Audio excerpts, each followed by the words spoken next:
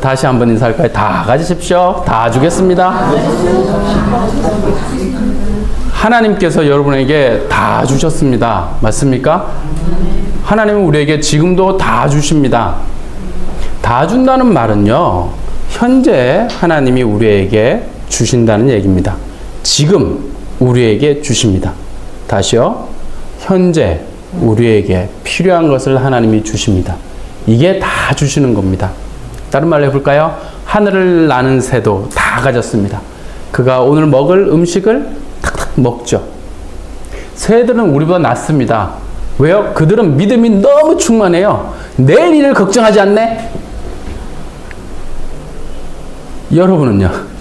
내일 일을 걱정하시죠? 그러면 새보다 나은 겁니까? 못한 겁니까? 뭐 대답들 하십시오. 맞으면 맞다, 틀리면 틀리다. 대답을 하십시오. 못해요.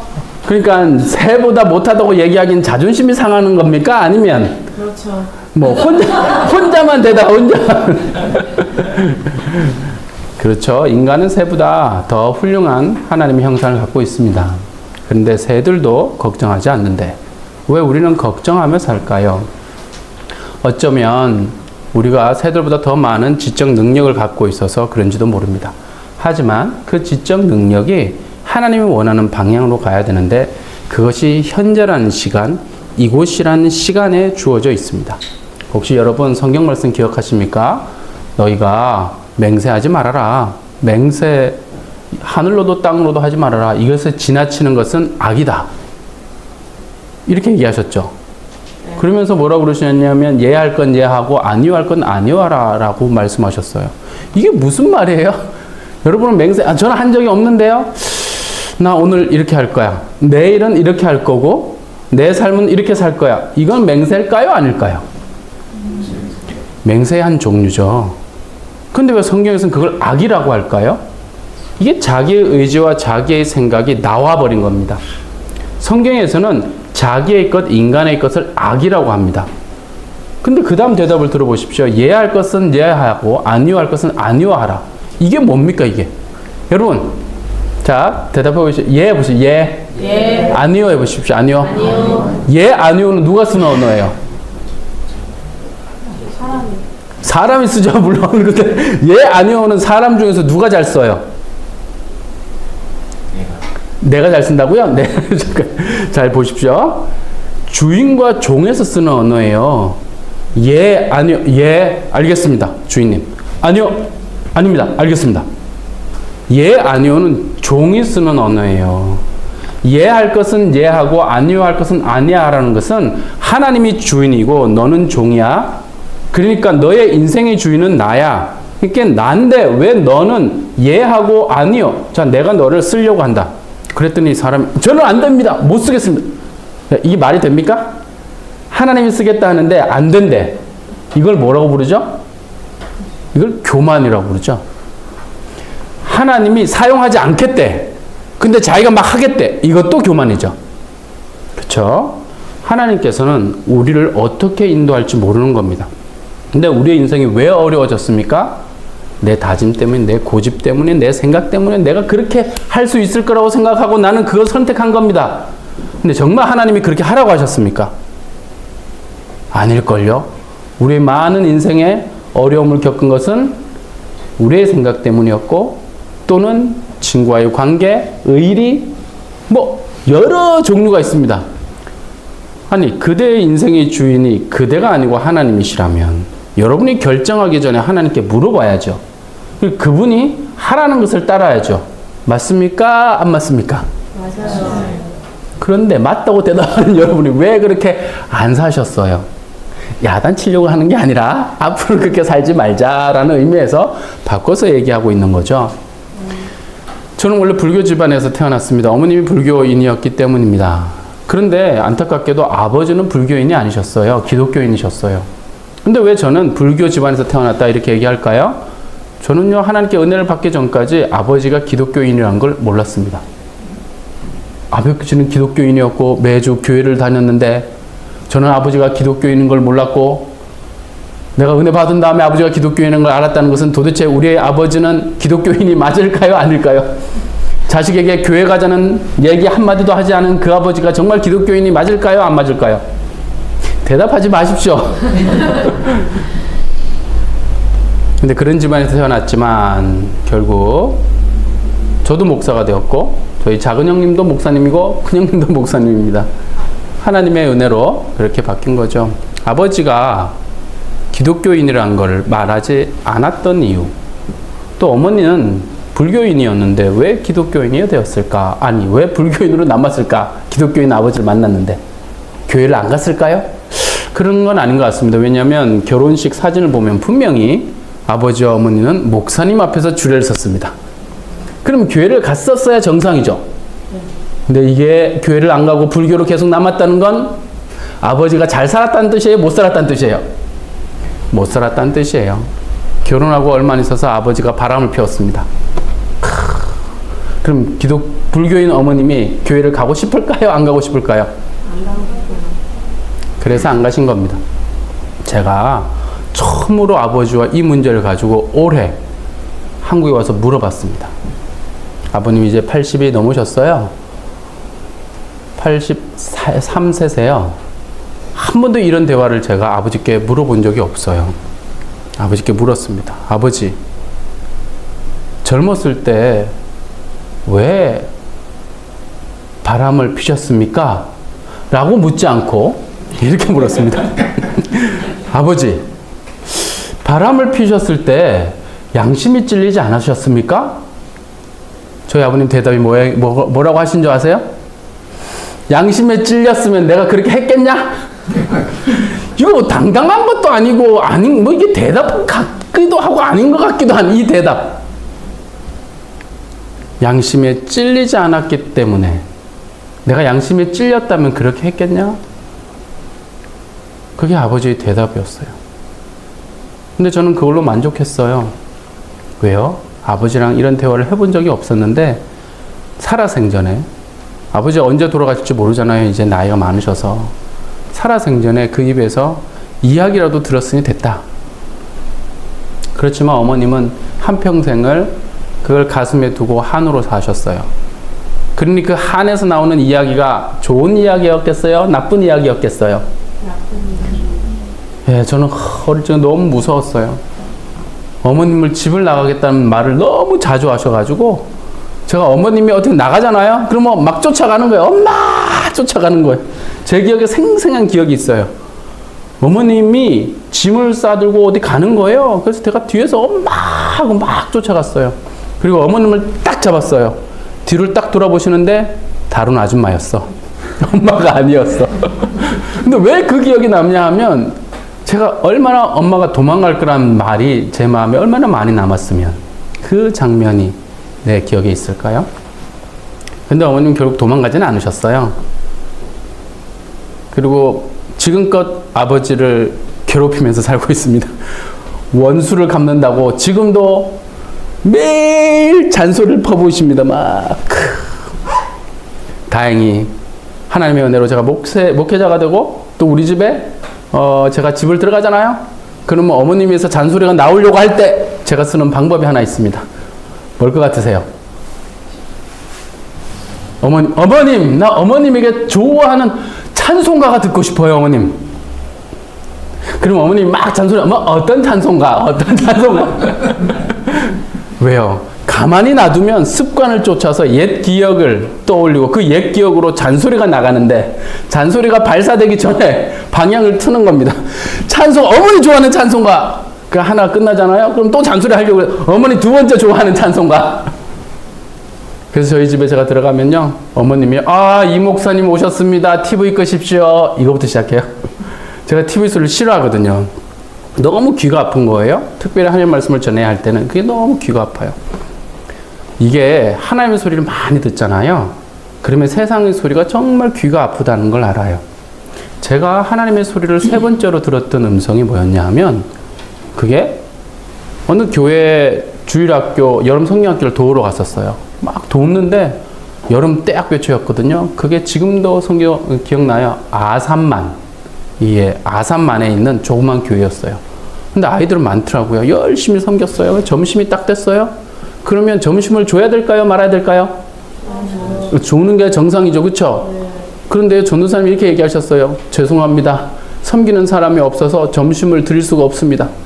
이런 무슨 경우의 수가 여름 성경학교를 섬기러 왔는데 나뿐만 아니라 우리 2명의 선배를 같이 갔어요. 신학생들 3명이 갔어요.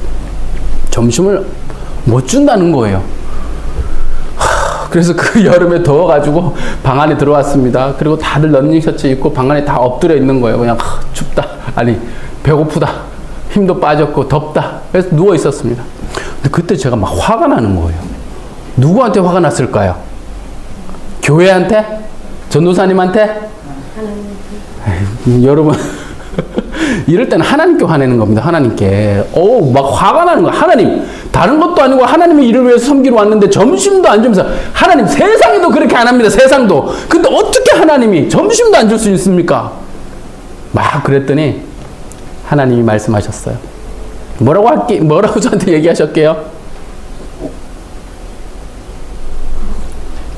뭔 대답을 하십시오. 뭐라고 했을까요? 잘 모르겠어요. 하나님이 이렇게 얘기하셨어요. 창훈아, 나는 너의 아버지다. 와, 나는 배고프다고 투정 부렸는데 하나님이 밥 주겠다, 뭐 점심 주겠다, 이게 아니라 나는 너의 아버지다, 이러시는 거예요. 이게 제 귀에는 어떻게 들릴까요? 밥 준다는 소리로 들리지. 이게 하나님은 원래 아주 큰 소리, 의미 있고 의미심장하고 너무너무 거대한 소리를 바라시는데 겨우 인간은 밥 주는구나, 이 정도로 해석을 하는 거예요. 그래서 하나님 밥을 주셨을까요? 안 주셨을까요? 주셨어요. 주셨으니까 제가 이 얘기의 흐름이란 게 있죠, 지금. 그쵸? 밥을 주시는 거예요. 아니, 그 음성이 들려가지고 제가 하나님 밥 주시겠구나 이렇게 생각을 하고 있는데 누군가 똑똑똑 두드렸어요. 그래서 제가 똑똑똑 두드리는 그 소리를 듣고 선배들을 깨웠어요. 선배님들, 일어나십시오. 밥이 왔습니다. 이놈의 선배들 아무도 안 일어나. 조용해 그냥. 밥 왔다니까요. 뭔 밥이냐. 그래서 문을 탁 열어드렸더니 그때 목사님 따님이셨어요. 목사님 따님이 오셔가지고 짜장면 사주겠다고. 야, 그래서 짜장면 밥이 아닌가? 짜장면을 먹으러 나갔습니다. 그리고 선배님한테 제가 얘기했어요. 선배님, 제가 하나님의 음성을 들었는데요, 하나님께서 나는 너의 아버지라고 하셨고 그래서 점심이 올 줄 알았습니다. 그래서 우리 선배님들이 이 말을 제대로 귀담아 들었을까요? 안 들었을까요? 전혀 자기들은 뭔 소리 하냐고. 그러나 하나님의 소리를 들은 사람만이 그 의미를 아는 거죠. 네. 하나님께서는 너무 큰 소리를 얘기하셨고 사실 너무 깊은 소리를 얘기하셨어요. 하나님이 아버지란 건 저뿐만 아니라 여러분에게도 아버지잖아요.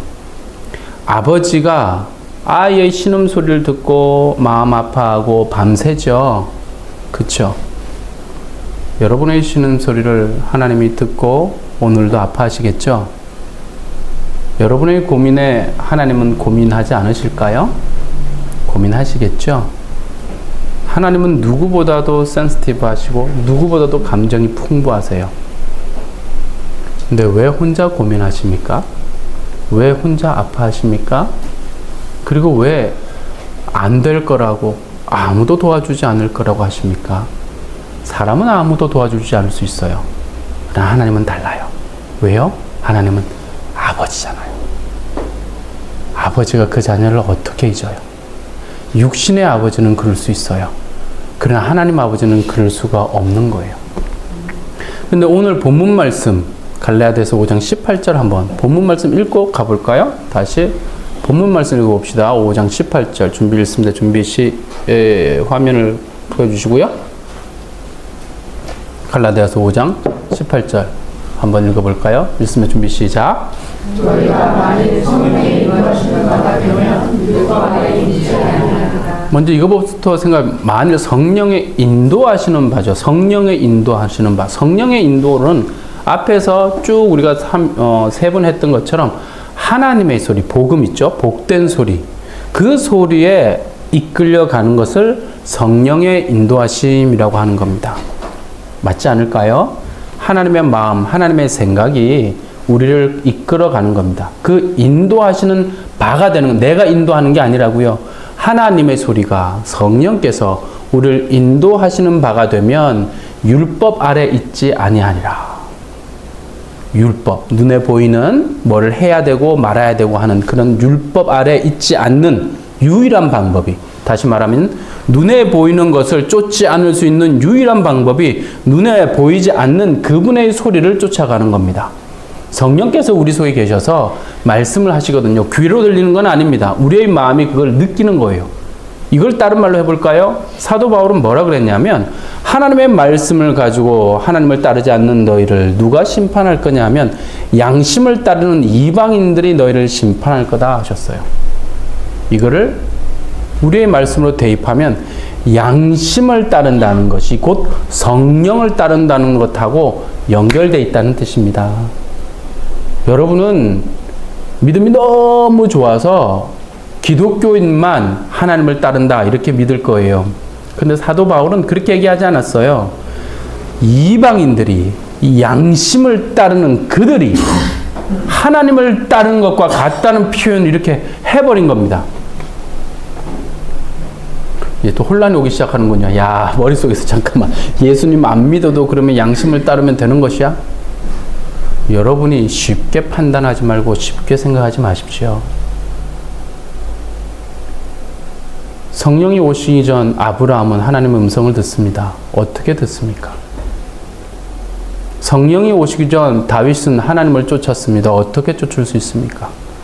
성령이 오시기 전, 제가 말한 성령은 오순절 성령입니다. 성령이 오시기 전 야곱도 이삭도 하나님을 쫓았고, 구약에 나오는 많은 사람들이 하나님을 쫓습니다. 어떻게 쫓을 수 있습니까? 하나님이 모든 사람의 아버지라면 아버지는 그 자녀와 함께 있어야 되죠. 그럼 믿지 않는 사람과도 하나님이 함께 있을까요? 안 있을까요? 보십시오. 누군가는 있다고 대답하고 누군가는 침묵으로 아니라고 얘기하는 거죠, 지금. 하나님은 모든 사람과 함께 계십니다. 그래서 여러분이 생각하는 그 이상의 일을 하나님은 오늘도 하고 계실 겁니다. 그러나 이 주제로 더 들어가진 않겠습니다. 여러분하고는 상관없는 얘기니까. 여러분은 믿는 사람이고 성령을 받은 사람이니까. 그러면 얘기해 봅시다. 성령을 받은 여러분들이요, 성도 여러분이요, 믿지 않는 사람들보다 여러분의 양심은 더 활동을 잘하고 계십니까? 아니면 믿지 않는 사람들이 여러분에서 우리보다 못하다라고 얘기하는 양심의 활동을 하고 계십니까? 어떠십니까? 저희 어머님이 불교 신자로 계속 남을 수밖에 없었던 이유는 아버지의 외도 때문입니다. 또 하나, 저희 어머님이 어릴 적에 기독교인이 되고 싶으셨던 마음이 많으셨대요. 교회에서 종이 땡땡땡 치면 나도 저 종소리가 나는 곳에 가고 싶은데, 이런 마음을 가지셨대요. 그런데 이걸 누가 막았냐 하면 외할아버지께서 막으셨는데, 왜 막으신 줄 아세요? 외할아버지께서는 굉장히 뛰어난 분이셨어요. 원래 일제시대 일본에 사셨고 일본에서 항공기술자였어요. 그런데 해방이 돼서 조국으로 넘어왔어요. 근데 아직 항공기술이 그만큼 발전하지 않아서 할아버지는 직업을 가질 수가 없었어요. 그래서 미장이 일을 했대요.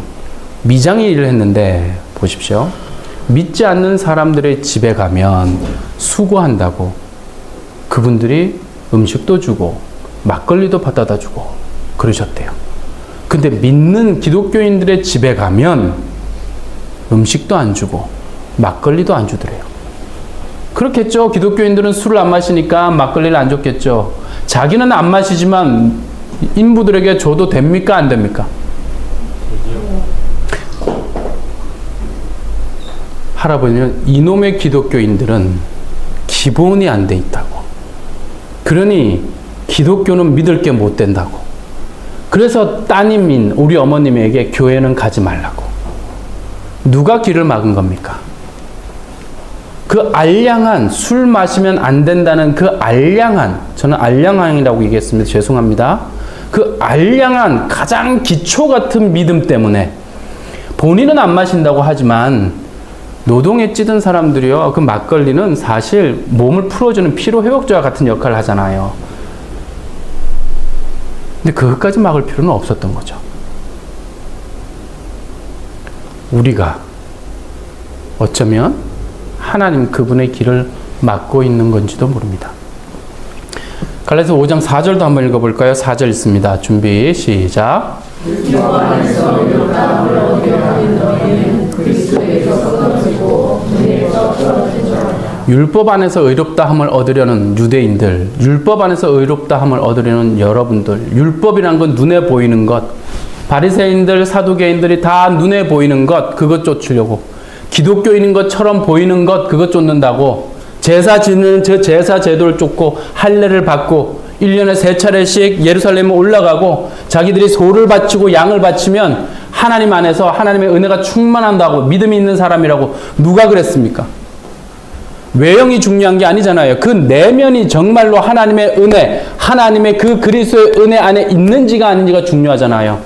그런데 율법 안에서 의롭다함을 얻으려는 너희는, 눈에 보이는 것을 그렇게 쫓아가는 너희는 그리스도 안에서 끊어지고 은혜에서 떨어진 자다. 잠깐만요, 여러분. 그리스도에게서 끊어지면 어떻게 되는 겁니까, 우리가? 큰 소리, 뭐 어떻게 된다고요, 임명숙 집사님? 잘 안 들려요. 죄송합니다. 제 귀가 어두워서 잘 안 들렸습니다. 다시 여러분들, 그리스도에게 끊어진다는 건 기독교인에게 어떻게 된다는 뜻이에요? 아니, 그냥 끊어지는 게 단절인데 그 단절되면 어떻게 되는 거예요, 영혼이? 죽는다는 뜻이에요. 은혜에서 떨어진다는 건 어떤 얘기입니까? 죽는다는 것입니다. 이거 야고보 사도가 얘기한 거예요. 죄인을 그 불의한 길에서 돌아서게 하는 자는 그의 영혼을 죽음에서 건져내는 것이다. 이렇게 표현하셨다고요. 이거는 죽는 거예요. 눈에 보이는 것을 쫓는 것은 죽는 거라고요. 영혼이 죽는 거라고요. 내가 또 흥분해서 목소리 커지는 거 다 영혼이 죽는 거라고요. 심각한 문제가 발생하고 있는 겁니다. 다른 말로 해볼까요? 지금 많은 기독교가 눈에 보이는 것을 교회들이 성도님들에게 강요하거나 강조합니다. 그러면 그 영혼이 죽게 놔두는 겁니까? 살게 하는 겁니까? 죽게 만드는 겁니다. 교회가 영혼을 살려야 하는 것 아닙니까? 근데 왜 죽게 만듭니까?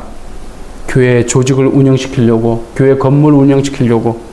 그 조직과 건물을 운영시키는 돈이 필요하고, 돈이 필요하니까 프로그램 만들고, 프로그램을 막 돌립니다. 돌려. 그랬더니 사람들 정신없이 빠져서 돌아가는데 자기들은 믿음이 좋다고 하는데 딱 열어보니까 믿음이 없어. 아니, 더 정확하게 평강이 없어. 기쁨이 없어. 이 안에서 은혜가 없어. 그리스도가 없어. 그리스도의 말도, 그의 은혜도, 기쁨도 안 나와.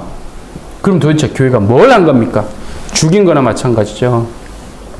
유대 기독교 또는 유대인들이 그런 일을 했기 때문에 사도 바울은 그 이야기를 하고 있는 겁니다. 율법이 하나님 말씀 아닙니까? 하나님 말씀인데 잘못 이해한 하나님 말씀으로 그렇게 살아가고 그렇게 의롭다라고 인정받으려고 하는 건 다 그리스도에게 끊어지는 거고 은혜에서 떨어진 거라고. 5절도 읽어볼까요? 5절 읽습니다. 준비 시작. 우리가 성령으로 믿음을 따라 의의 소망을 기다리니. 여기서 좀 더 정확하게 합시다. 의의 소망이라고 하니까 우리가 기다린다. 소망이라는 게 미래적 내용을 담고 있다 보니까 기다린다 이렇게 표현했지만 원래 이건 기다린다는 게 아니에요.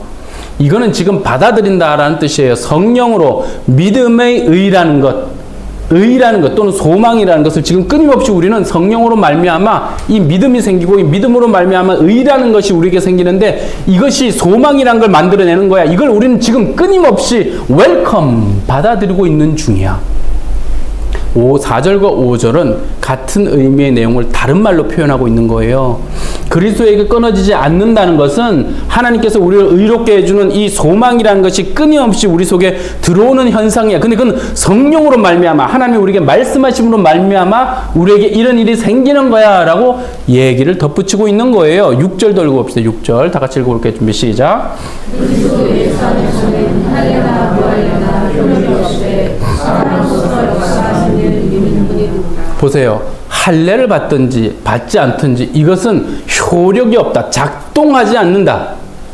내 몸에 사람의 피부에 뭘 했다고 해서 그것이 영혼에는 어떤 작동을 하지 않습니다. 여러분이 예루살렘에 1년에 3차례 올라간다고 해서 어떤 작동을 하지 않습니다.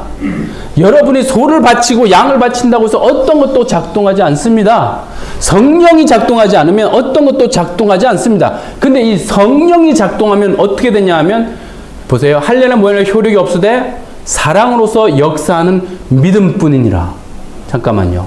믿음은 들음에서 난다 그랬죠. 그쵸? 성령의 소리, 하나님의 소리를 들으면 믿음이란 게 생깁니다. 근데 이 믿음이라는 게 뭘로 작동하나요? 사랑이라는 것으로 작동한다고요. 자, 그러면 우리 외할아버지께서 기독교인을 집에 갔을 때 만약에 이 성령의 소리를 듣는 민감한 기독교인이었다면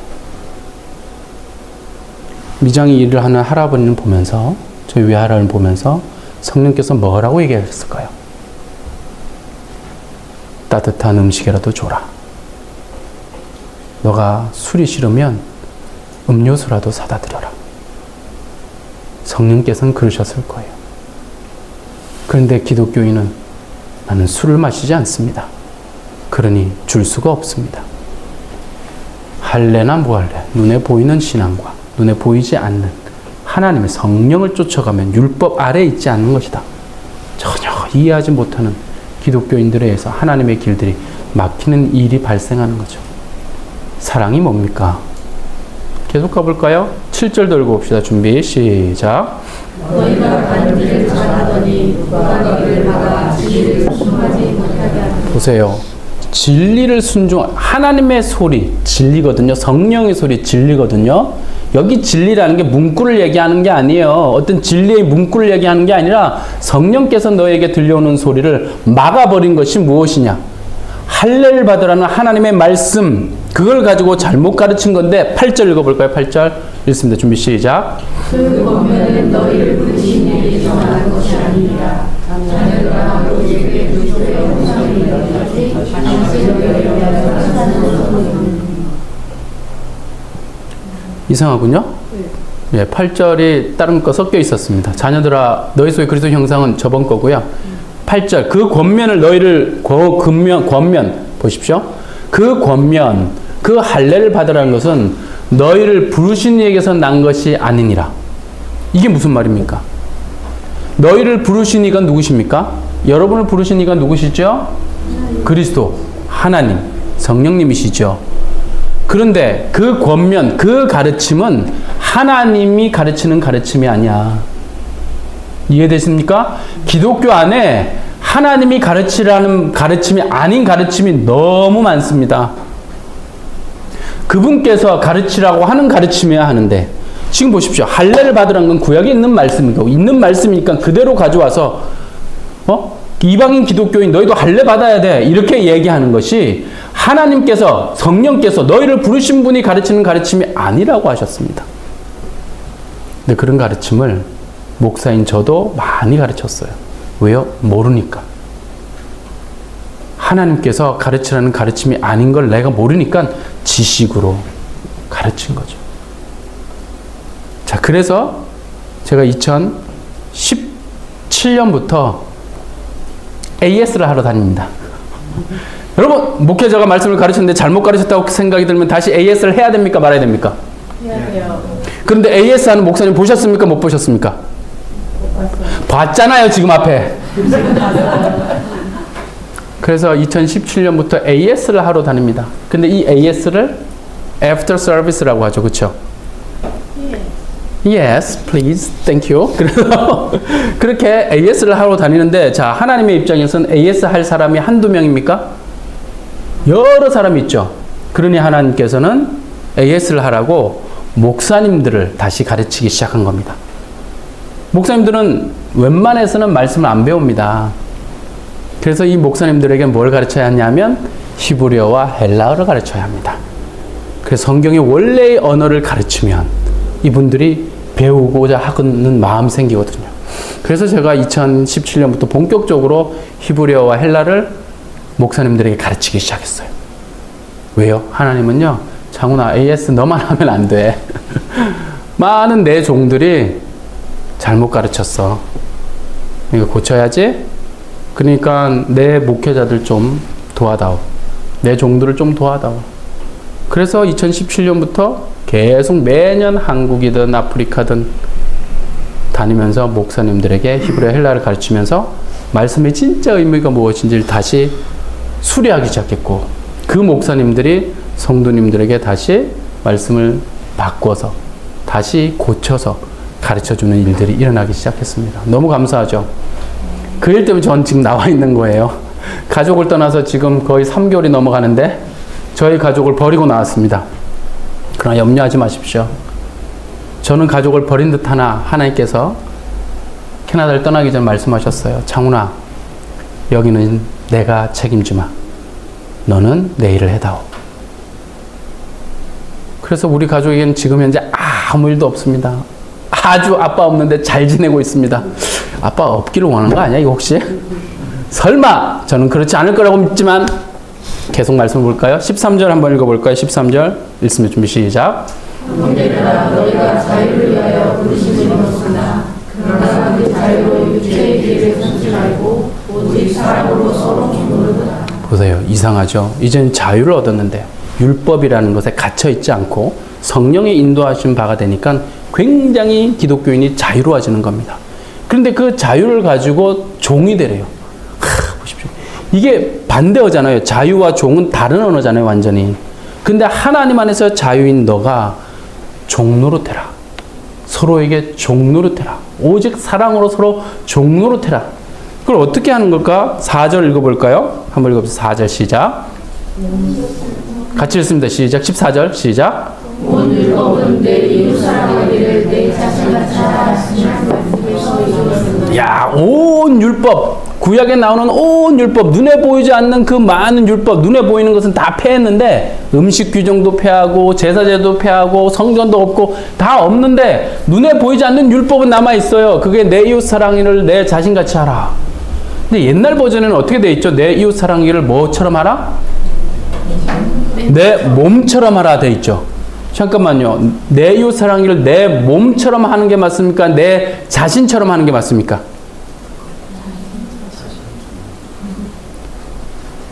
아니 성경이 1.1획도 틀리면 안 되잖아요. 우리 옆 사람 잠깐만 안마 한번 합시다. 이 저녁에 밥 먹고 졸리시는 분이 계셔서 한번 안마합니다. 자, 안마. 정신 차리라고 안마합시다. 정신 차리세요. 안마. 자, 뒤쪽으로 안마. 본인이 해놓고 막 다른 사람 안마한다. 자, 여러분 성경이 1.1획도 틀리면 안 되죠. 네. 그런데 왜 대한성서공회 너희들 내 이웃 사랑을 내 몸과 같이 하라 저번엔 그래놓고 이제 내 이웃 사랑을 내 자신같이 하라 그랬어. 이거 누구한테 따져야 됩니까? 대한성서공회에 가서 따져야 할 일입니다. 아니 우리는 성경의 1.1획도 틀리지 않다고 믿고 성경을 그렇게 중하게 여겼는데 내 몸같이 하라고 그래. 그 옛날에는 이젠 내 자신같이 하래. 여기에 큰 오류가 있는 거예요. 내 몸처럼 하라는 말이 큰 오류가 있었던 거예요. 내 몸이 되어보니 이거 지금 잘한 거예요. 이게 내 몸이라고 해보니까 보십시오. 내 몸이라고 하니까 아 나는 몸을 잘 가꾸지. 내 몸은 난 참 사랑해. 이렇게 된다고요. 그러니까 이웃 사랑하는 것도 난 내 몸 잘 돌보듯이 돌보면 되는 거지. 이렇게 얘기하는데 그게 아니에요. 여기 내 자신이라는 이 자신이란 말이 뭐냐 하면 내 본질이에요. 너의 본질을 사랑하는 것처럼. 여러분 몸이 본질입니까? 우리의 영혼이 본질입니까? 하나님 앞에서. 영혼이 본질입니다. 근데 이렇게 물어볼게요. 이제 여러분은 여러분의 본질인 여러분 영혼을 사랑하십니까? 아 이게 아멘으로 우길 일이 아니에요. 자 우기지 마시고 예스 아니면 노잖아요. 여러분 영혼을 잘 돌보십니까? 그럼 이렇게 물어보게요. 여러분 영혼 오늘 밥 먹여주셨어요? 대답이 몇 사람밖에 안 되는데 여러분 몸에는 밥을 먹여줬을 거예요. 분명히. 그쵸? 근데 여러분 영혼에는 밥을 먹여줬냐고요? 여러분 영혼은 옷을 입혀줬어요? 여러분 영혼은 샤워를 시켜줬나고요? 자기 영혼을 돌볼 줄 모르는데 어떻게 남의 영혼을 돌봅니까? 이해되십니까? 우리는 육체는 돌볼 줄 알아요. 보이는 거니까요. 근데 하나님은 그것에 별 관심이 없어요. 육체는 하나님이 선물로 주시는 거고 본질은 영혼이니까. 제가 영혼을 돌본다는 걸 몰랐어요. 예수님 믿고 난 다음에 고등학교 1학년 그때 수업 시간이었어요. 성경을 톡 읽는데 와 갑자기 제 영혼이 숨을 쉬었어요.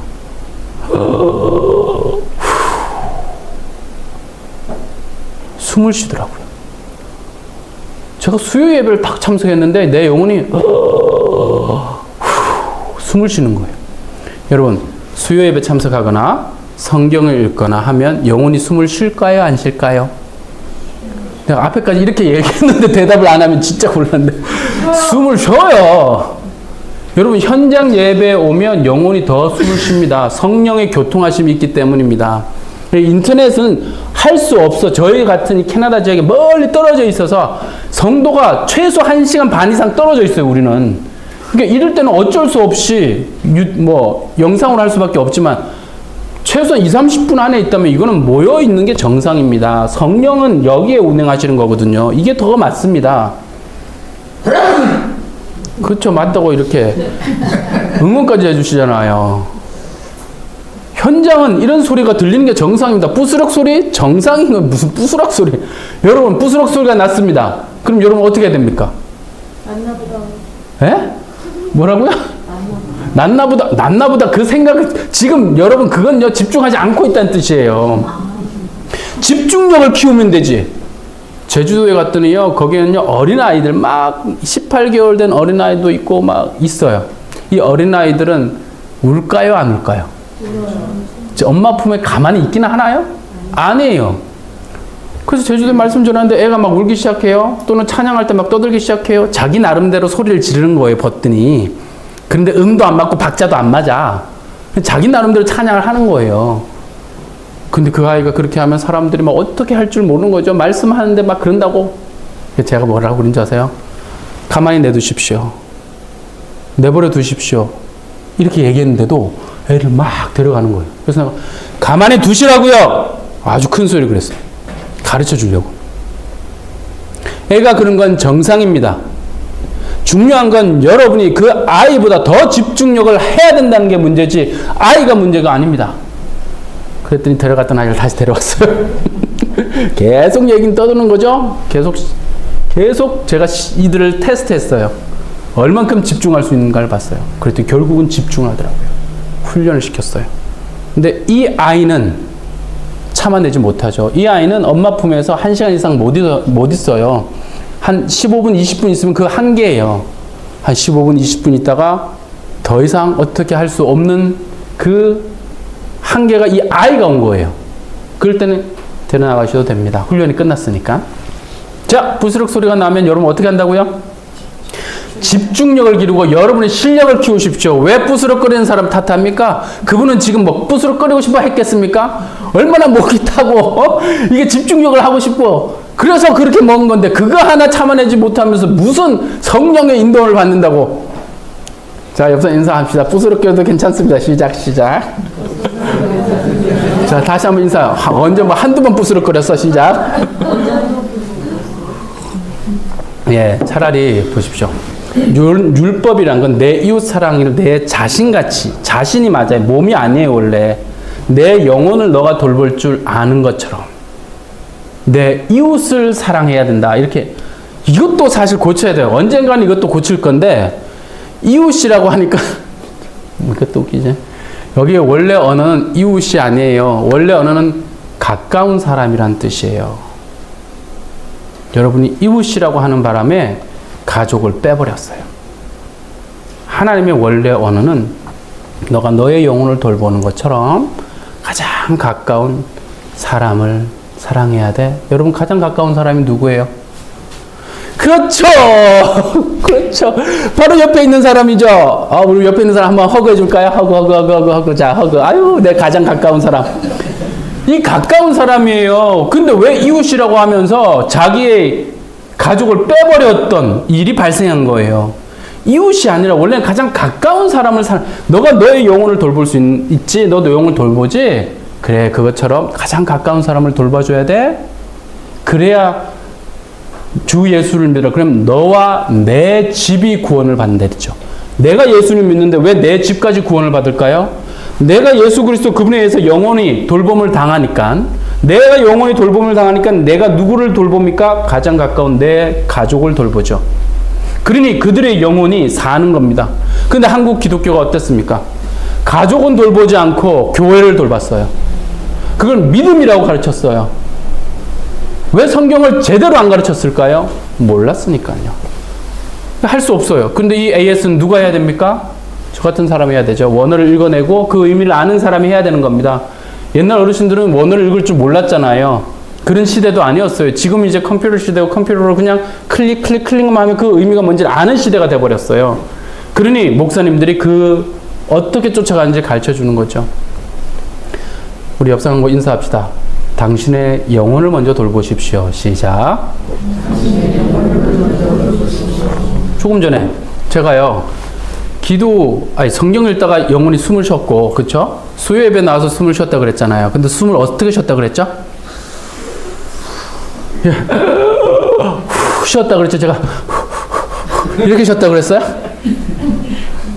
이게 그때 당시 이게 뭔지 몰랐어요.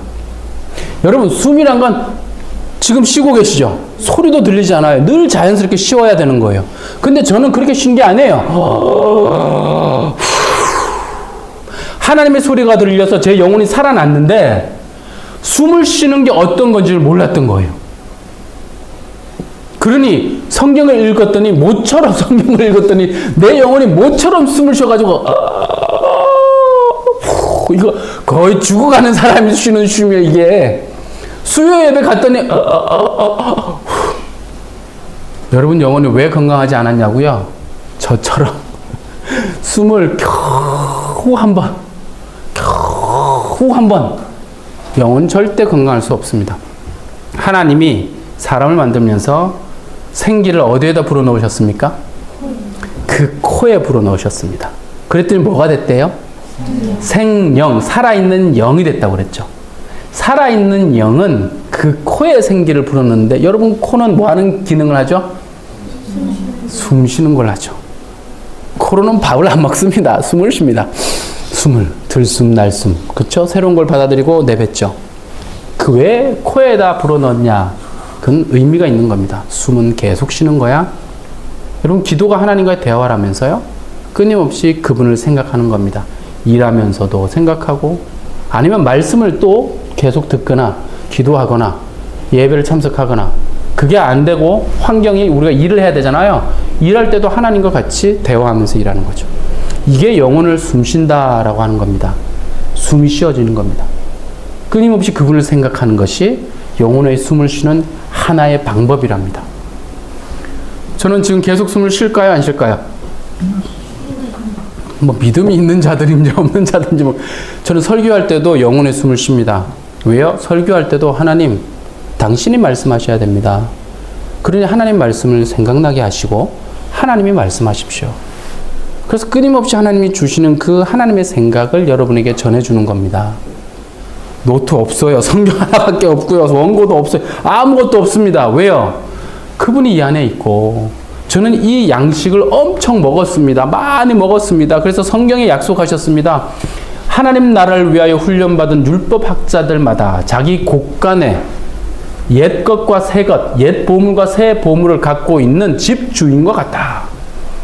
하나님 말씀을 위하여 훈련을 받은 율법학자.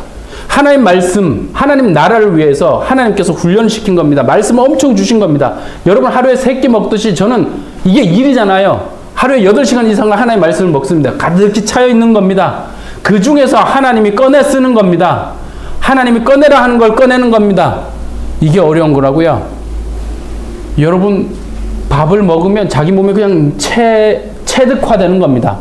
영혼의 음식이라고 하는 겁니다. 이거를 하나님 말씀을 읽고 머리로 두는 게 아니라 먹고 좋다. 내 영혼이 너무 따뜻해졌어. 이걸 성령의 감동이라고 하죠. 모든 성경은 하나님의 감동으로 기록됐잖아요. 근데 왜 하나님의 감동으로 기록된 걸 지식으로 넣으려고 하십니까? 지식으로 넣으면 그걸 율법이라고 하는 겁니다. 지식이 나오면 사람을 죽입니다. 그러나 감동을 먹어서 감동이 나오면 누구나 삽니다. 감동은 부드럽고 따뜻한 것이니까요. 성령의 감동은 부드럽고 따뜻한 거니까요. 그런데 왜 강대상에서, 왜 기독교인의 입에서 지식이 나오고 칼이 나옵니까? 감동이 왜 안 나올까요? 감동을 안 먹었기 때문이죠. 욕을 하려고 하는 게 아니라, 그들을 야단치려고 하는 게 아니라 저의 옛 모습이었고 아마 여러분의 옛 모습이었을 겁니다. 하나님의 감동을 먹으면 여기에 모인 사람들이 그 감동을 나누는 겁니다. 감동을 나눌 때는 누구나 감동하는 겁니다. 그러니 온 율법 내 이웃 사랑을 내 자신같이 하라. 이제는 이 말씀을 조금 더 이해하셨죠? 그쵸? 내 영혼을 돌볼 줄 아는 사람이 다른 영혼을 돌보는 것이란다. 근데 그 다른 영혼은 가장 가까워 있는 사람부터 돌보는 거야. 이렇게 가르쳤으면 지난 100년간 기독교가 이렇게 되지 않았을 텐데. 지금처럼 되지 않았을 텐데. 팬데믹을 만나도 사람들이 흩어지지 않았을 텐데. 안타깝죠. 15절도 읽어볼까요? 읽습니다. 준비 시작. 만일 서로 물고 먹으면 피차 멸망할까 조심하라. 아니 먹을 게 없어서 서로를 물고 먹습니까? 왜 형제 자매를 물고 먹습니까? 교회 안에서 물고 먹는 일이 있을까요? 없을까요? 많이 보셨을 겁니다. 아니 교회 안에서 왜 형제를 서로 물고 먹으며 쫓아내고 서로 차지하려고 하고 그걸 교회라고 할까요? 아니요. 성령의 인도함을 모르는 거고 자기의 영혼을 돌본다는 것이 뭔지도 모르는 것이고 눈에 보이는 건물, 눈에 보이는 조직, 눈에 보이는 돈, 눈에 보이는 인정 그거 받아서 어디에 쓰려고요? 성령의 인도함은 전혀 없고 하나님의 사랑은 전혀 작동되지 않는 그거 어디다 쓰려고요? 근데 우리가 옛날에는 그것 때문에 우리의 몸도 에너지도 마음도 돈도 다 써버렸던 거예요. 이젠 그러지 말자는 거죠. 이젠 더 이상 그런 인생 살지 말자는 거죠. 하나님이 원하시는 것을 합시다. 16절도 읽어볼까요? 읽습니다. 준비 시작. 내가 이르노니 너희는 성령을 따라 행하라. 그리하면 육체의 욕심을 이루지 아니하리라. 보세요. 둘 중에 하나입니다. 성령을 따르든가 육체를 따르든가. 우리 인간은 둘 중에 하나를 따르게 되어 있습니다. 여러분 인사합시다. 육체를 따르든가 성령을 따르든가 둘 중에 하나입니다. 시작. 그 문장이 너무 길었나요? 그러면 육체 성령 둘 중에 하나야. 자 시작. 우리는 맨날 성령 하니까 자기가 우리는 성령하고 상관이 없다 이렇게 생각하지만 아니요. 여러분 육체와 상관이 있잖아요. 자기의 생각, 자기의 의, 자기의 계획대로 살잖아요. 예, 그것도 그 열매를 맺는 겁니다. 그냥 자연스러운 겁니다. 반대가 있다는 말입니다. 성령, 하나님의 생각, 하나님의 마음이 있다는 겁니다. 인간은 둘 중에 하나라고요. 이걸 뭐 배워야 합니까? 자연스럽게 원래 알고 있는 겁니다. 근데 우리는 성경을 읽으면서 성령의 소욕, 육체의 소욕 엄청 다른 거라고 생각하지만 결국 여러분 속에 있는 둘 중에 하나라고요. 어려운 게 아닙니다. 우리는 둘 중에 하나를 갖고 있으니까요. 17절도 읽어봅시다. 준비 시작. 육체의 소욕은 성령을 거스리고 성령은 육체를 거스리나니 이들이 서로 대적하고 너희가 원하는 것을 못하게 하려 함이라. 너희가 원하는 것을 하지 못하게. 너희가 원하는 것이 뭘까? 여기서 너희가 원하는 것, 이 너희는 너희의 본질, 너희의 영혼, 목이다. 너희의 영혼, 여러분이 원하는 것, 여러분 영혼이 진짜 원하는 것을 하지 못하게 하는 거예요. 여러분 영혼은요, 여러분이 생각하는 것보다 더 간절하답니다. 여러분 영혼은 아마 여러분 몸속에서 울고 있을지도 모르고 어떤 때는 웃고 있을지도 모릅니다. 그래서 이 웃고 울고 하는 영혼에 이것이 나타나야 하는데 육체가 그것을 막고 있는 줄도 몰라요. 그러지 않나요? 정말 울고 싶은데 못 울 수도 있고 정말 웃고 싶은데 못 웃을 수도 있어요. 영혼은 그러길 원하는데 우리가 외부의 영향에 의해서 그래서 어느 순간 내가 탁 터트려졌을 때 내가 이렇게 슬펐던가 내가 이렇게 스트레스를 받고 있었던가 내가 이렇게 기뻤던가 이게 내 영혼이 어느 순간에 딱 터졌을 때 내가 이런 상태였는데 몰랐구나 하는 걸 느낄 때가 되게 많을 겁니다. 야, 한국은 대단해요. 12월 달에 모기가 날아다니는. 야, 이거 대단한 나라입니다. 겨울에 어떻게 모기가 날아다닐 수 있죠? 제가 이 모기 얘기를 하는 것은 여러분, 모기가 날아다니는데 제가 집중력을 흐트러드리는 것이 아니라 여러분의 집중력이 흐트러질 수 있으니까 얘를 한번 짚고 넘어가는 거예요. 교회에서 무슨 일이 발생하잖아요? 또는 부스럭거리거나 뭐 애가 울거나 하잖아요? 그럼 그 웃어서 한번 넘어가면 돼요. 아유, 잘하셨습니다. 어떤 사람이 이렇게 하다가 갑자기 생리현상이 소리를 낼 수 있죠. 그럴 때는 아유, 생방송이니까 그럴 수 있죠. 웃음을 만들어내는 겁니다. 웃음을 만들어내면 모든 것을 덮고 넘어갈 수 있어요. 그런데 저 인간이 뭘 처먹었길래 저런 걸 이렇게 얘기한다거나, 그쵸? 애가 울면 에휴 저놈의 어머니는 저 애를 왜 돌보지도 않고 이렇게 간다거나 그건 성령이 인도하는 생각이 아니라고요. 육체의 생각이 가까울 겁니다. 18절도 읽어볼까요? 읽으면 18절 시작. 너희가 만일 성령의 인도하심을 예, 율법 아래 있지 않은 성령의 인도하심. 자, 계속 19절 읽어볼까요? 시작. 육체의 일을 명령하니 곧 예배와 더러움과 회개가 20절. 무상숭배와 주술과 원수맺는 것과 분쟁과 시기와 분쟁과 장세석과 불연함과 이단과 21절. 투기와 술 취함과 방탕함과 또 그와 같은 것들이라. 잠깐만요. 이 육체의 열매라고 할 수 있는 건데, 육체의 일들. 여러분 이 중에서 하나라도 걸리는 게 있는지 다시 볼까요? 자신을 돌이켜 보는 겁니다. 다시 19절 읽어봅시다. 시작. 곧 음행과 더러운 것과 호색과, 이거는 같은 얘기인데, 음행, 자기의 아내가 또는 자기의 남편이 아닌 사람과 관계를 갖는 것을 얘기하고, 더럽다는 것은 성적인 것인데 깨끗하게 사용하지 않는다는 뜻이고, 호색이라는 것은 이 성적인 것이 너무 무질서하게 나간 것을 이야기하는, 다 성적인 것입니다. 저희 아버님처럼 여기에 걸려 있는 분들이 있는지 없는지는 스스로 생각하시고, 그 다음 20절. 우상숭배와 주술과, 여러분 우상숭배 하십니까? 안 한다고 생각하겠죠? 그럼 뜻을 알려드릴게요. 우상숭배란 보이는 것을 쫓아간다라는 뜻입니다. 여러분 보이는 것을 쫓아오고 계십니까? 그럼 우상숭배할걸요? 주술, 이건 원래 약이라는 단어에서 출발합니다. 우리는 지금 약이라는 것이 아주 고도로 발달한 과학이지만 옛날에는 근거가 없는 거였어요. 근거가 없는 약을 쓴다. 우리 한국말도 말을 잘못할 때 약 쓰지 마라, 약 타지 마라 이러죠. 잘못된 말을 얘기하는 거죠. 원수 맺는 것과, 여러분 이런 거 하십니까? 분쟁, 시기, 그러면 분냄, 화를 내지는 않으시나요? 당을 짓거나 분열하거나, 이단이라고 하니까 또 여러분 다른 생각하는데, 이단이란 말의 뜻은요 원래 개인 의견이란 뜻입니다. 개인 의견, 하나님의 생각은 아니, 개인 의견이. 근데 요즘 이 개인 의견이 집단화를 이뤄서 그룹이 되어 있어서 더 이단이라고 하지만, 원래 개인의 의견을 이단이라고 하는 것입니다. 여러분 개인 의견 있으십니까? 없으십니까? 말 다 했다 이제.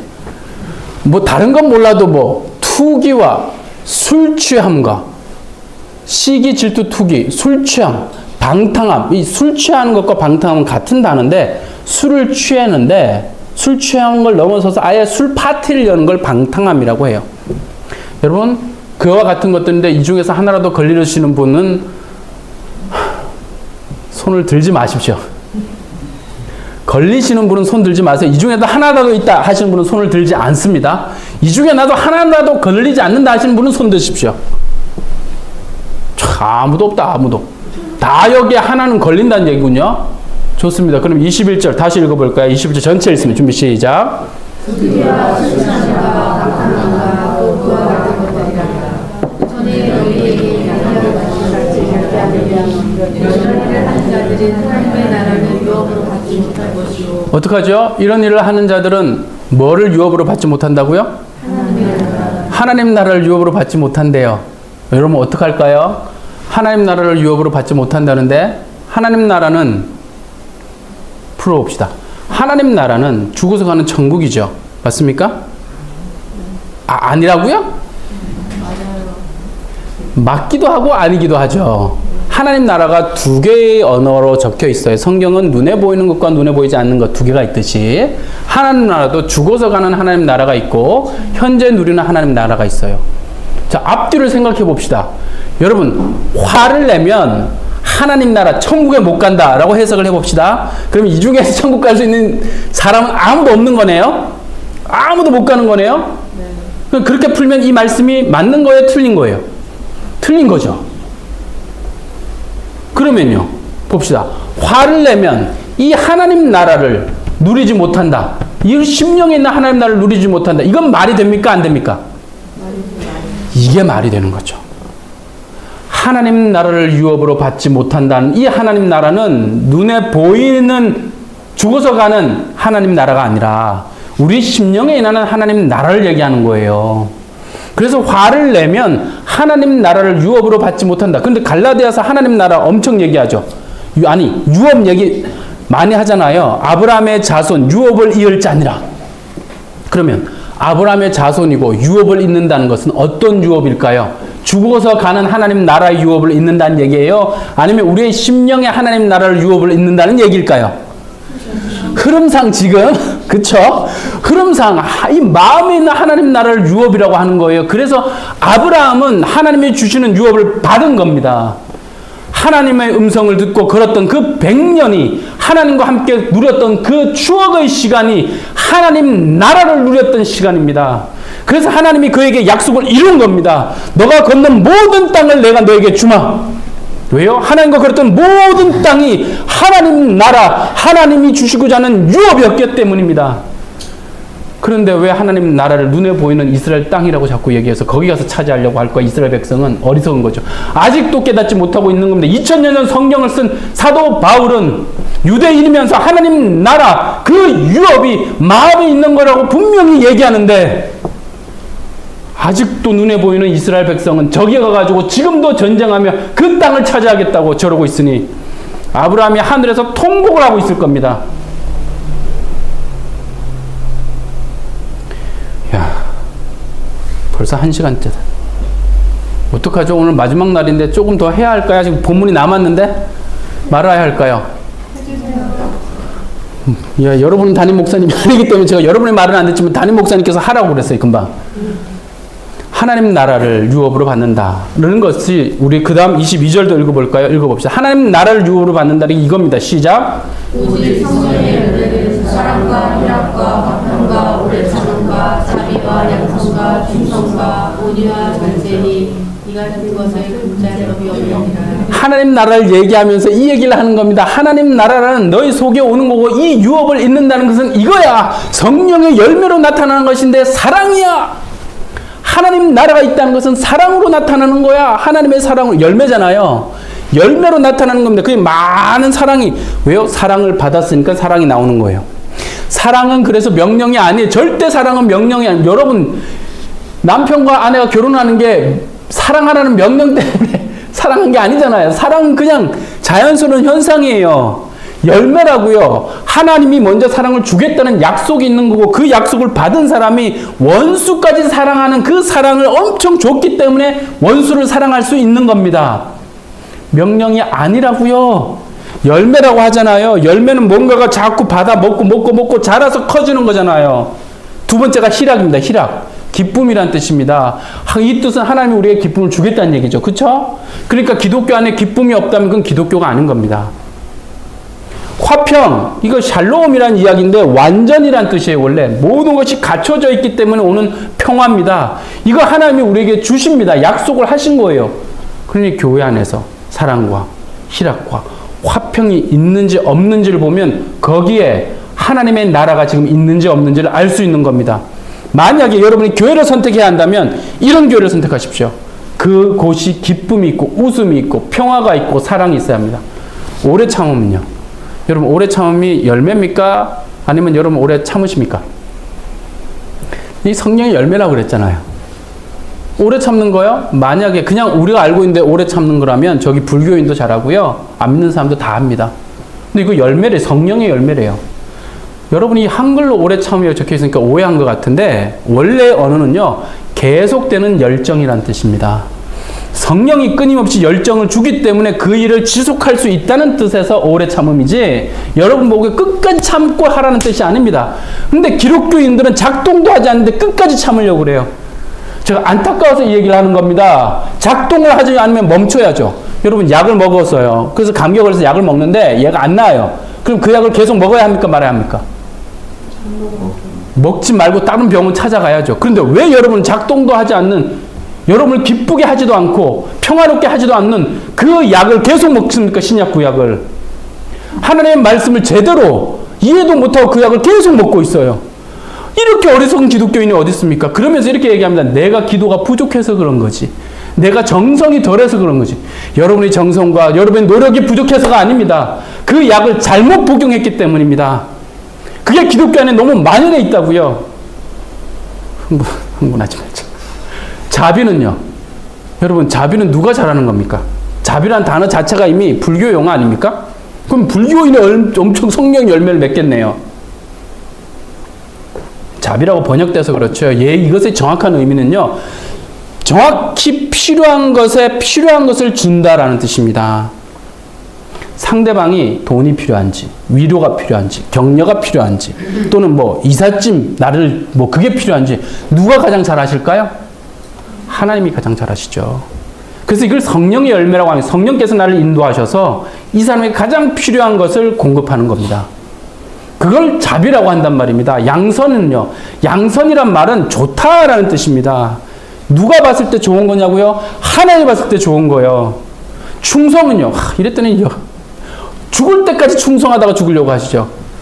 충성이란 말은 원래 아멘이라는 말이고, 아멘이란 말은 믿음이란 말이고, 믿음이란 것은 들음에서 나는 거라 그랬잖아요. 믿음이 많이 생길 거란 얘기였어요.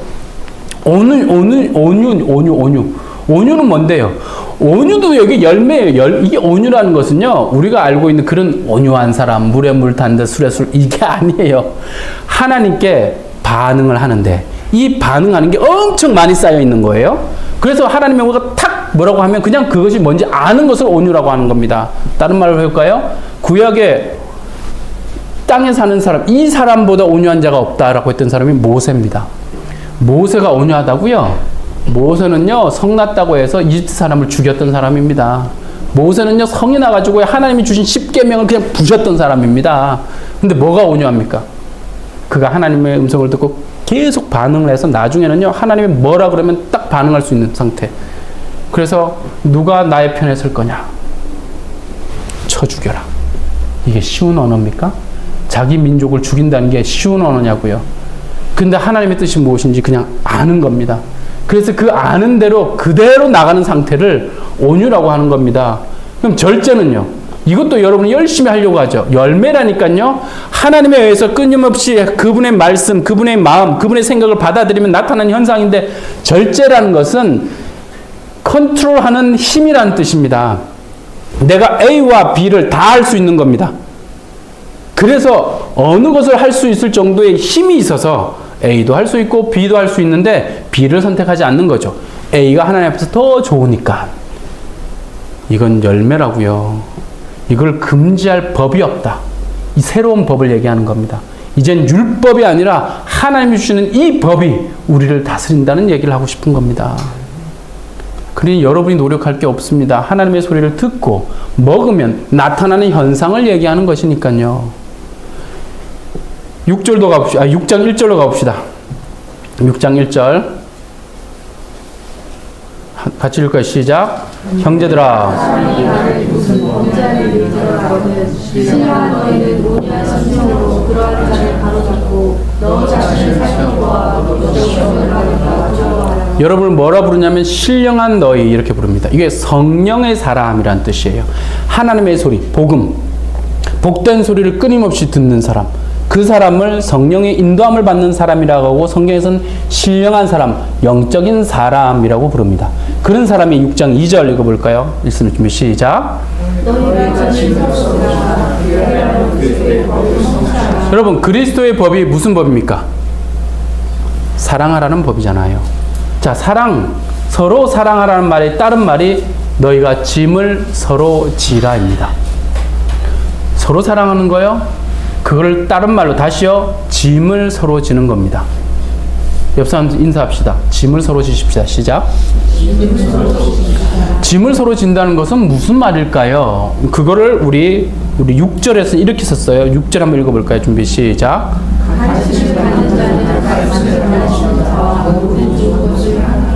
보십시오. 가르침을 받는 자는 말씀을 가르치는 자와 모든 것을 함께하라. 모든 좋은 것을 함께하라 그랬죠. 여기서 하나만 짚고 넘어갈게요.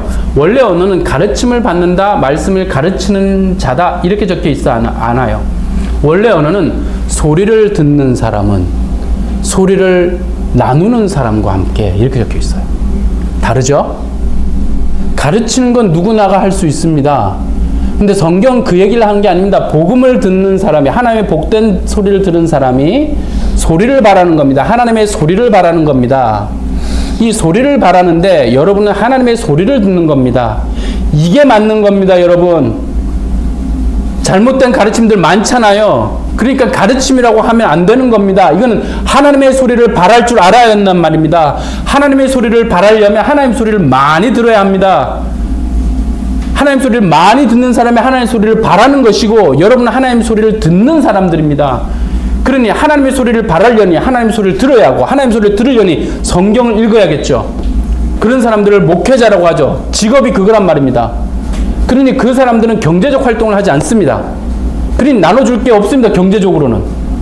그러니 그는 여러분들의 짐을 져준 겁니다. 여러분이 성경을 읽을 만한 시간이 없지 않습니까? 원어를 연구할 만한 시간이 없지 않습니까? 여러분의 짐을 목회자가 대신 져준 겁니다. 성경을 읽음으로 하나님 말씀을 소리를 듣고 그 소리를 내뱉어 주는 거죠. 자, 여러분은 대신 성경을 읽지 않지만 무슨 활동을 합니까? 경제적 활동을 합니다. 그럼 여러분은 경제적 활동으로 돈을 벌 겁니다. 그렇죠? 그럼 여러분은 무슨 짐을 나눠줄 수 있을까요? 목회자는 돈을 벌지 않으니까 여러분이 갖고 있는 좋은 것을 나눠주면 되는 거죠. 아니, 목사님, 저는 요즘 경제적 활동도 하지 않습니다. 그럼 저는 뭘 나눌 수 있을까요? 여러분이 잘하는 게 있을 겁니다. 어떤 사람은 음식을 잘하죠. 그렇죠? 근데 어떤 여인은 음식을 못해요. 아닌가요? 여자는 크게 두 부류가 있다고 하던데, 요리파와 청소파가 있다고 하더라고요. 요리를 잘하면 청소를 못하고, 청소를 못하면 요리를 잘한다. 이게 진리인지는 모르겠어요. 이번에 한국 갔더니 어떤 분이 그렇게 얘기하셨어요. 되게 공감하는 얼굴이던데, 여기에. 자, 그러니까 누를 탓할 필요 없잖아요. 요리를 잘하면 내가 요리를 해서 다른 사람을 먹여주면 되죠. 그런데 어떤 사람은 요리를 해왔는데 막 핀잔을, 이것도 요리냐고 이러면 안 되잖아요. 자기가 청소를 잘해, 정리를 잘해요? 그러면 정리를 해주면 되죠. 어떤 사람은 집을 잘 고치십니까? 그럼 집을 고치는 것을 도와주면 되죠. 이거를 짐을 서로 진다라는 뜻이에요. 사랑의 법을 어떻게 완성시키는 거냐고요? 자기가 잘하는 것을 하는 겁니다. 교회는 그 사람이 잘하는 것을 하게 허락해야 됩니다.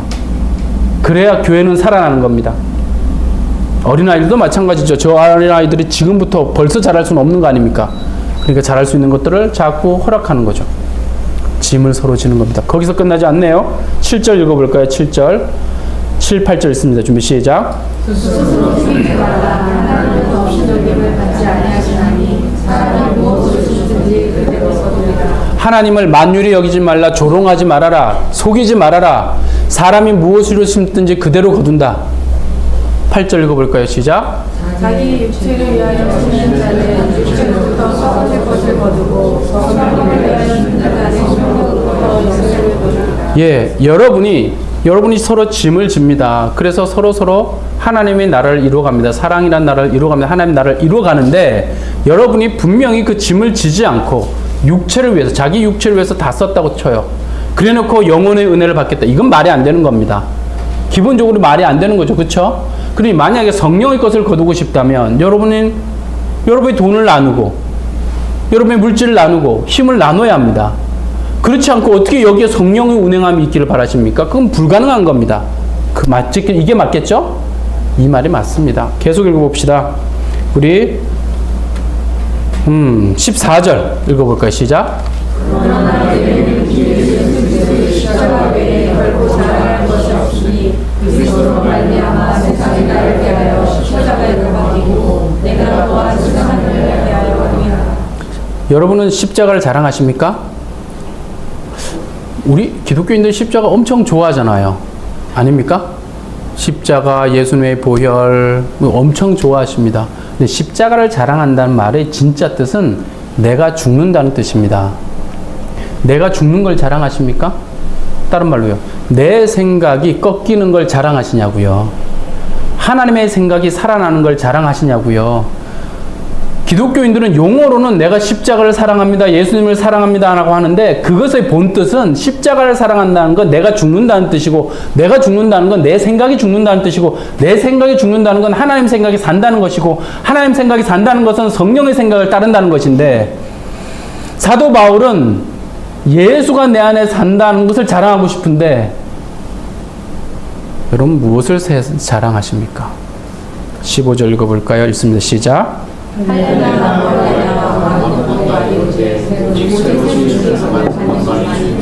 자, 이제 중요한 것은 하나밖에 안 남았습니다. 율법도 아닙니다. 할례나 무할례 이것도 아닙니다. 중요한 것이 뭐라고요? 새로 지으심을 받는다는 게 뭘까요? 여러분 영혼 얘기입니다. 여러분의 영혼이 새로 지음을 받는 것. 이걸 다른 말로 새로운 창조라고 합니다. 이걸 다른 말로 새 하늘과 새 땅이라고 합니다. 눈에 보이는 죽어서 가는 새 하늘과 새 땅이 있는 것처럼 여러분의 영혼에도 하나님 나라가 임한다라고 표현하고 하나님 유업이 있다고 표현하고 이걸 성경에서는 새 하늘과 새 땅이라고 표현합니다. 두 가지 새 하늘과 새 땅이 있는 거예요. 예수님이 올 때 오는 새 하늘 새 땅이 있고 살아서 여러분이 누려하는 새 하늘 새 땅이 있는데 지금 오직 새로 지으심을 받는다 할 때 이 지으심이 원래 새로운 창조라는 원어입니다. 새로운 창조가 중요한 것이야. 여러분 영혼 안에 새로운 창조가 중요합니다. 여러분 안에, 여러분 심령 안에 정말로 새로운 창조가 일어났습니까? 날마다 일어납니까? 이 새로운 창조는요, 우리가 눈에 보이는 것처럼 태양도 있어야 하고, 달도 있어야 하며, 별도 있어야 하고, 나무도 있어야 하고, 산도 있어야 하고, 새들도 뛰어놀아야 하고, 신의 물가도 있어야 하고, 온갖 종류의 나무 열매도 있어야 합니다. 이 안에 낙원이라고 하는 그 모양의 것이 이 안에 이루어진 것을 하나님 나라의 유업이라고 하고 새로운 창조라고 하는데 이것이 여러분 안에 완전히 이루어져 있냐를 묻는 겁니다. 생각도 못 해봤을 겁니다. 근데 하나님이 창조는 하나님의 작품이고 하나님만이 하는 겁니다. 언제 이런 게 생기냐고요? 하나님의 그 소리가, 그 따뜻한 소리가, 그 사랑의 소리가, 그 복된 소리가 끊임없이 들려오면 여러분 영혼 안에 태양도, 달도, 별도, 나무도, 거기에 짐승도 뛰어노는 천국이 임했다는 걸 알 겁니다. 그것만이 중요하다고 사도 바울이 이야기했습니다. 마지막 16절 읽어볼까요? 16절 쓰는 준비 시작.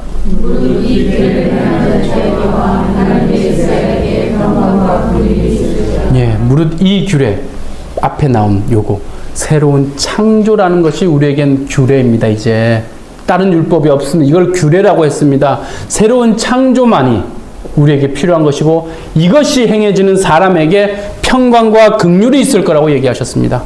하나님의 평강이 있기를 원하십니까? 하나님의 긍휼이 있기를 원하십니까? 그러면 하나님이 창조하게 내버려 두십시오. 내가 만들지 마십시오. 우리가 만들면 아무짝에도 쓸모없습니다. 그래서 하나님께서 구약에 하나님의 제단에 정, 망치질을 너희가 하지 말아라. 내가 할 거니까. 이건 하나님이 하시는 일입니다.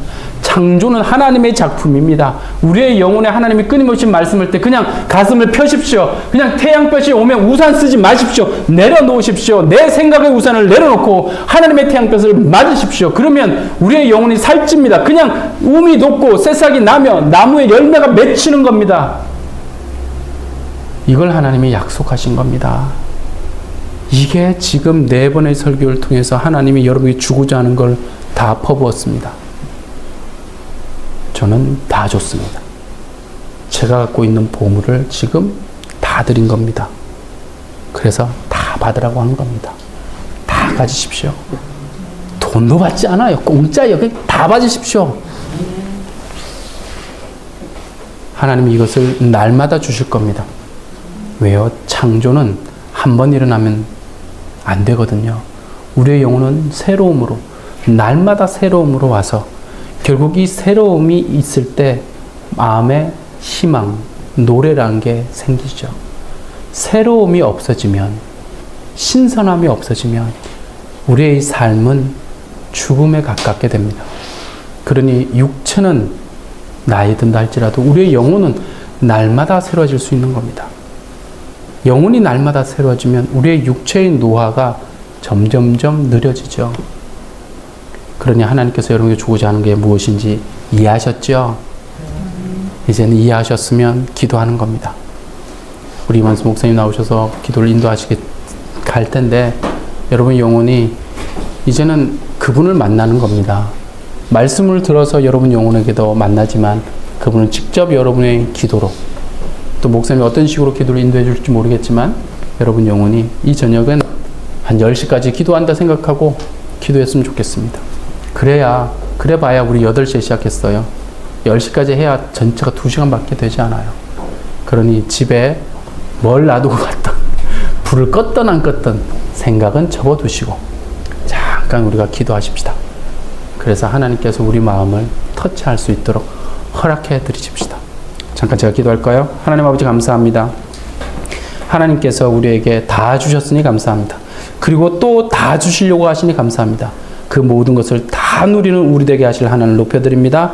그 모든 것을 주시는 우리 주 예수 그리스도 이름으로 기도드리옵나이다. 아멘.